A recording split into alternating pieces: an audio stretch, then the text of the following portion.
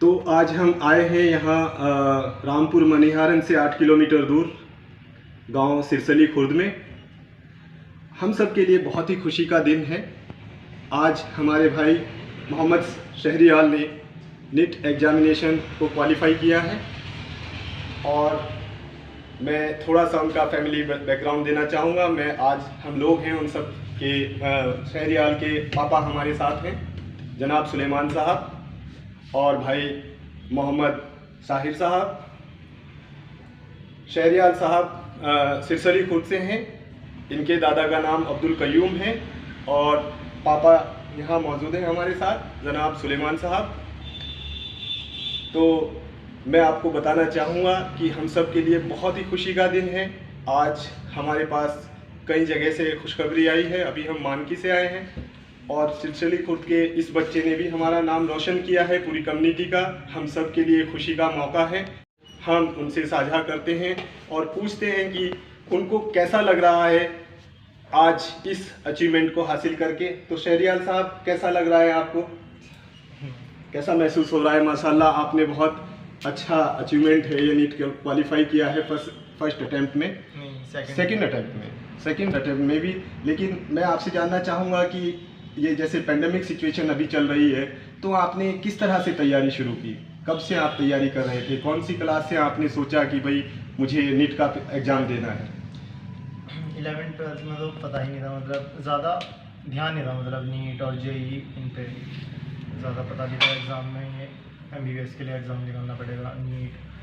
तो जैसे जैसे 11th-12th में अभी पता चला नीट MBBS होगा इससे, तो 12th में भर दिया था एप्लीकेशन फॉर्म इसका, लेकिन वो तैयारी नहीं थी ऐसी और फिर अच्छे नहीं थे इसमें मार्क्स, और फिर ड्रॉप लिया 1 साल मैंने। तो उसमें मैंने फिर कोचिंग भी लगाई। अच्छा, कौन सी कोचिंग लगाई आपने? मोशन थी शुरू में, तो इनिशियली मैंने ऑनलाइन कोटा में मोशन एजुकेशन है इंस्टीट्यूट नाम उसका, तो उससे मैंने लगाया था। लेकिन फिर वो मुझे अच्छा नहीं लगा, वो IIT के लिए मेनली। और फिर बीच में फिज़िक्स वाला है, फिजिक्स वाला पोर्टल को आपने फॉलो किया। ओके, तो कोचिंग और सेल्फ स्टडी में आपको क्या कहेंगे इसके बारे में? क्या सेल्फ स्टडी है मेनली, तो ज़्यादा जो फोकस रखना है जिस पे और टाइम देना है। तो सेल्फ स्टडी करते हुए आपने फिजिक्स, केमिस्ट्री और बायोलॉजी कौन से बुक्स को आपने फॉलो किया? फिजिक्स के लिए कौन सी बुक पढ़ी आपने? फिज़िक्स केमिस्ट्री बायोलॉजी के लिए तो मतलब मेनली अगर हम केमिस्ट्री और बायोलॉजी की बात कर रहे हैं तो NCERT से ऊपर आएगा नहीं ज़्यादा, मतलब 90% चीज़ NCERT कवर कर। देखिए, अभी हमने मानकी में मोहम्मद रियाज से बात की थी, उन्होंने भी यही बताया कि जो NCERT की बुक्स हैं, जो अपनी टेक्स्ट बुक्स हैं, वो ही मेन बुक्स होती हैं। अगर आप अपनी बुक्स को अच्छे से पढ़ते हैं और उसके क्वेश्चंस को सॉल्व करते हैं, उसके बाद कोचिंग करते हैं या क्वेश्चन पैक्स को सोल्व करते हैं, तो यही एक मैसेज आ रहा है यहाँ से भी, शहरियाल साहब से भी, वो भी यही इसको ही एक्सप्लेन कर रहे हैं। तो मतलब 90% चीज़ NCERT कवर कर देगी आपकी, और वो तो एडिशनल चीज़ है, अगर आपको करना है। उसके बाद आपने फिजिक्स वाला को फॉलो किया?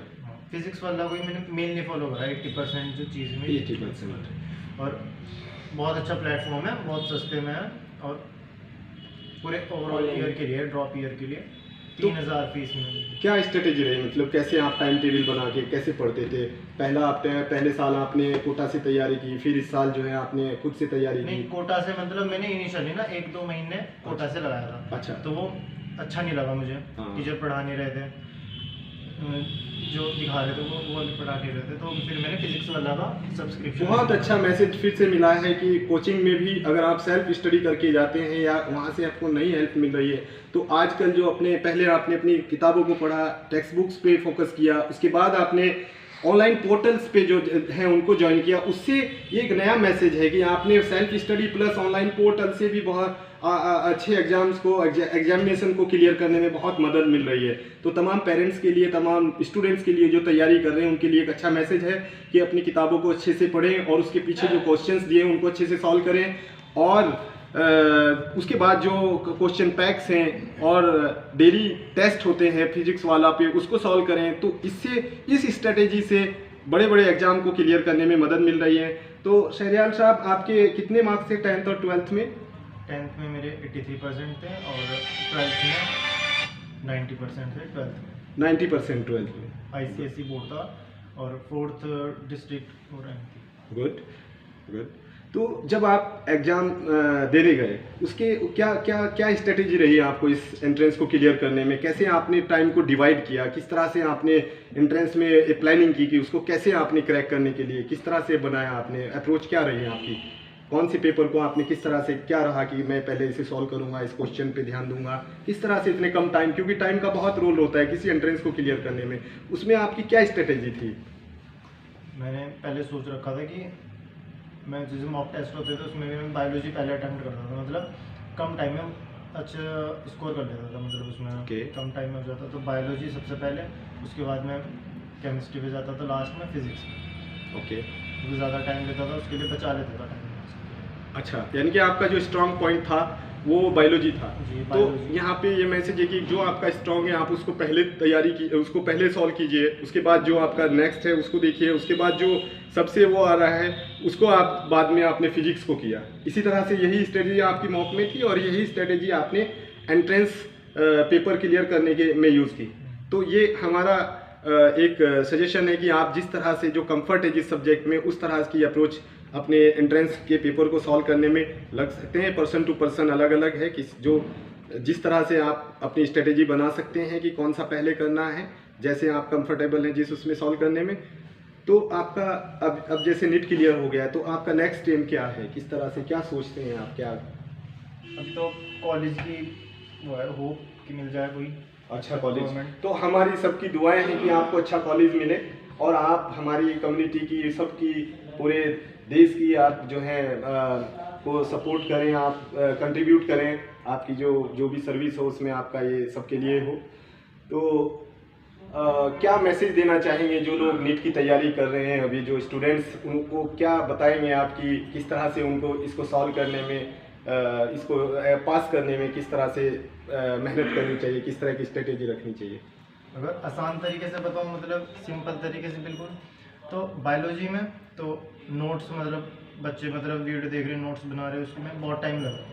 तो और बाद में भी ना एनसीईआरटी पढ़ते हैं, नोट्स भूल जाते हैं, मतलब नोट्स साइड में कर देते हैं, एनसीईआरटी पूरी बुक पढ़ते हैं। तो इनिशियली शुरू से ही एनसीईआरटी बुक पढ़ो अपनी, और उसी पे अपनी कमांड रखो, लेक्चर देख रहे हैं अपने और उसी पे साइड पे लिखते चले जाओ अपने। बिल्कुल सही बात है, बिल्कुल सही बात है, बिल्कुल।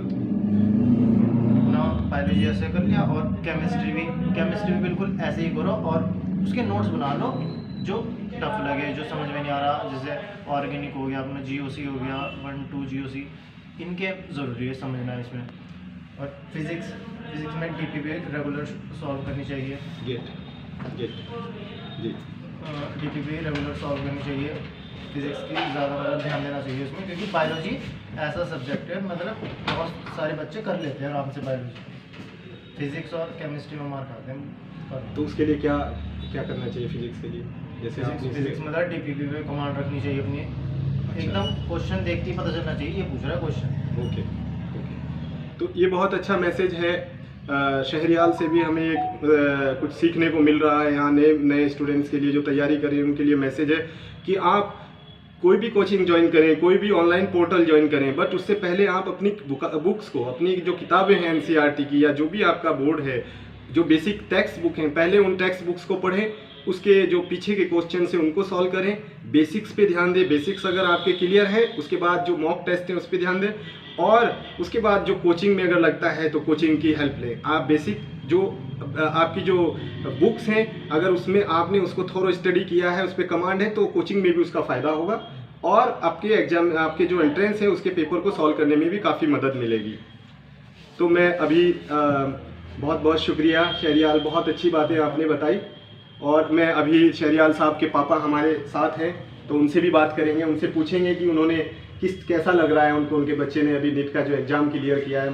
ये बड़ी खुशी का मौका है, और कैसे आपने इनको सपोर्ट किया, कैसे माहौल दिया, क्या करना चाहिए पेरेंट्स को, किस तरह से बच्चों को सपोर्ट देना चाहिए तो सो दैट कि वो भी एंट्रेंस क्लियर कर सकें। आप पापा हैं तो आप बहुत अच्छा फीडबैक हमें मिल सकता है यहाँ। बच्चे का तो मेरे को, जब इसने हाई स्कूल में अच्छे मार्क्स लाया, तीसरा प्लेस था इसका हरिद्वार डिस्ट्रिक्ट में, और इंटर में 4th प्लेस पे था। अच्छा। तो और इसकी चॉइस भी थी कि मेरे को MBBS करना है, तो मेरे को लगा क्या ना कि हाँ भाई ये पढ़ना चाहता है, तो मैंने इसको बोला, मगर भाई तुम जिस जगह चाहो वहाँ से कोचिंग ले सकते हो, मैं आपको फुल सपोर्ट दूँगा। फिर ये सही महसूस नहीं कर रहा था घर पे, जब भी हम रुड़की में रहते हैं वहाँ पे पढ़ाई में कभी कोई आ रहा है घर पे, कभी कोई आ रहा है, तो इसने बोला मेरे को क्या ना कि मैं डिस्टर्ब हो रहा हूँ। तो फिर मैंने इसको सजेस्ट किया कि आप थोड़ा दूसरा रूम ले लो कहीं और जाकर रेंट पे। तो जैसे बच्चे अच्छा। कोटा भी जाते हैं ना, बिल्कुल सही बात है। तो बनाने के लिए। पापा ने सपोर्ट किया इनको, जब इनके अच्छे मार्क्स आए और इन्होंने डिस्ट्रिक्ट में मेरिटोरियस रहे, तो उन्होंने सपोर्ट किया उनको। एक जो जगह चाहिए थी, जो एक टाइम चाहिए था, स्लॉट चाहिए था कि भाई आपको एक आइसोलेशन चाहिए, एक रूम लेके दिया उनको पढ़ने के लिए, सपोर्ट किया। तमाम पेरेंट्स के लिए ये एडवाइस है कि वो अपने बच्चों का ध्यान रखें, उनके मार्क्स अगर अच्छे हैं उनको पूरा सपोर्ट करें। उस तरह से उनको आइसोलेशन अगर चाहिए कि वो नया कोई इस तरह से कमरा या अपने घर में वो प्रोवाइड करें, तो वो कोई भी बड़े से बड़े एग्जाम को क्लियर कर सकते हैं। हमारे बच्चों में वो सारी काबिलियत है जो सभी जो होनी चाहिए, बस उसको एक थोड़े से सपोर्ट की ज़रूरत है, जो पापा ने अभी सुलेमान साहब बता रहे हैं। तो सुलेमान साहब और पेरेंट्स के लिए आप क्या कहेंगे कि अब उनको क्या और ऐसी चीज़ देखते हैं कि जो बच्चों को और करनी चाहिए? आपने अपने बच्चों को जो दिया। मेरा कहना यही है कि बच्चों को सपोर्ट फाइनेंशियली अगर रिक्वायरमेंट है तो वो भी करनी चाहिए, और उसको एक पढ़ाई का जो ना एजुकेशन का एक माहौल जो है ना घर में ऐसा तैयार करना चाहिए जिससे बच्चा जो है ना खुद मतलब सोचे क्या ना क्या हमें वो कुछ करना है। बिल्कुल सही है। उनको सपोर्ट, मॉरल सपोर्ट भी ज़रूरी है टाइम टू टाइम, और उनका ध्यान रखना हर तरह का वो भी बहुत ज़रूरी है। और एक तरह से जो लो एंड अप एंड डाउन्स आते हैं उसमें उनको प्रॉपर सपोर्ट ज़रूरी है। और टच में रहना बहुत ज़रूरी है। टच में, अपने बच्चों के टच में रहना बहुत ज़रूरी है और उनका हर तरह से सपोर्ट करना ज़रूरी है। तो ये बहुत अच्छा पापा सुलेमान साहब से हमें ये बहुत अच्छी सीख मिल रही है। और भाई भी साथ में है, सहरिया शाहिर भाई भी साथ में है। शाहिर क्या कुछ कहेंगे आप? बहुत खुशी की बात है। और एक्चुअली एक चीज़ ऐड नहीं की इसने जी, वो ये कि इसने पूरे 1-1.5 साल तक सोशल मीडिया छोड़ दिया था, अपना मल्टीमीडिया जो फ़ोन है वो इसने छोड़ दिया था, और एक वो जो बटन वाला फ़ोन होता है सिर्फ वही यूज़ कर रहे थे। तो इन चीज़ों से हट के जब इंसान हटता है तो बहुत टाइम मिलता है इंसान को, तो वो इसने यूटिलाइज़ किया अपनी स्टडी में। और सिर्फ खाना खाने आता था घर, और रूम इसका मतलब मोहल्ले में ही था, अच्छा, दूर भी नहीं था, बस खाना खाने आता था, फिर उस रूम में चला जाता था, पढ़ाई करता था। मतलब एक माहौल ऐसा सेट था। तो ये सिर्फ और सिर्फ एक माहौल की बात है, और बिल्कुल एक बार ठान लेता है इंसान। ये आपके सपोर्ट की, और जो सपोर्ट आप लोगों ने इसे दिया कि महल्ले में ये कमरा आपने लेके दिया और उसमें खाना खाने के लिए आप उसको खाना पहुंचा भी रहे हैं और सपोर्ट कर रहे हैं।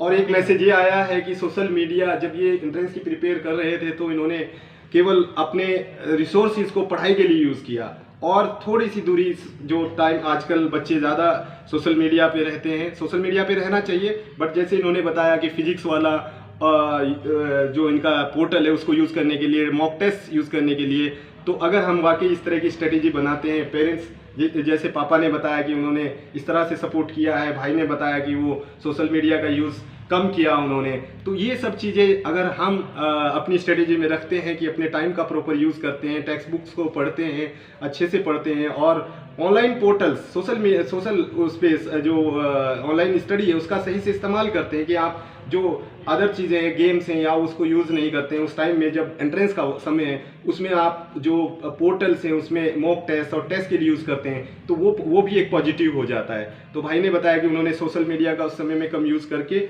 और सहरियाल का इनपुट है कि उन्होंने self study plus mock test plus अपने portal day to day test वो किए। और पापा का फीडबैक है कि उन्होंने अपने बच्चे का ध्यान रखा और उसकी हर ज़रूरत को पूरा करने की कोशिश की, और उस समय में उसके टच में बने रहे और उसका ध्यान रखा कि उसको अब किस चीज़ की दिक्कत तो नहीं है। तो इस तरह से हम अपने बच्चों का ध्यान रखते हुए, उनको सपोर्ट, मॉरल सपोर्ट करते हुए, और हर तरह से उनका ध्यान कि वो क्या कर रहे हैं, किस तरह से, उसी तरह से फिर बच्चों में भी आता है। जैसे सहरियाल ने बताया कि उन्होंने किस तरह से एक स्ट्रेटेजी बना के इस नीट एग्ज़ाम को क्लियर किया है। तो हम सब के लिए खुशी का वक्त है, आज हमने फैमिली के साथ बांटा है। इसी तरह से जब कोई और बच्चा वो करता है तो ये खुशी होती है, और पापा ने भी अच्छा फीडबैक मिलता है, और दूसरे स्टूडेंट्स के लिए भी। तो हमारी तरफ से शहरियाल साहब को, सुलेमान साहब को, सबको बहुत मुबारक, भाई साहिर को, और हमारी दुआएं हैं कि आपको अच्छा कॉलेज मिले, और ये इसी तरह से कम्युनिटी की और पूरे देश की को सपोर्ट करें और उसके लिए काम करें। सुनने के लिए शुक्रिया।